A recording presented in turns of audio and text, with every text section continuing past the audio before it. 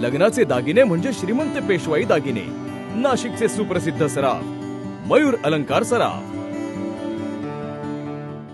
स्वराज्य पक्षप्रमुख छत्रपती संभाजीराजे यांच्या वाढदिवसानिमित्त नाशिक येथील शासकीय विश्रामगृह या ठिकाणी प्रमुख पदाधिकाऱ्यांची बैठक संपन्न झाली। या प्रसंगी स्वराज पक्षाचे पदाधिकारी नाशिक येथून 101 गाड्यांचा ताफा घेऊन कोल्हापूरला जाणार आहेत, असे स्वराज्य पक्ष जिल्हा प्रमुख रुपेश नाटे यांनी सांगितले। वंशज छत्रपती संभाजी महाराज यांच्या अभिष्ट चिंतनाच्या निमित्ताने नाशिक जिल्ह्यामध्ये आज आढावा बैठक पार पडली।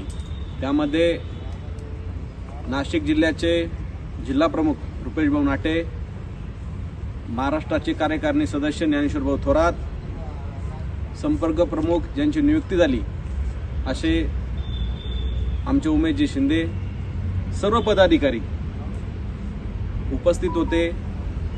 मला एक आनंद वाटला की पाचही जिल्ह्यामध्ये काम करत असताना नाशिक जिल्हा हा नेहमी पुढे आहेत आणि पुढे राहणार आहेत आणि ती साथ देण्यासाठी मी आज ज्या वेळेस सर्वांचे भाषण ऐकले।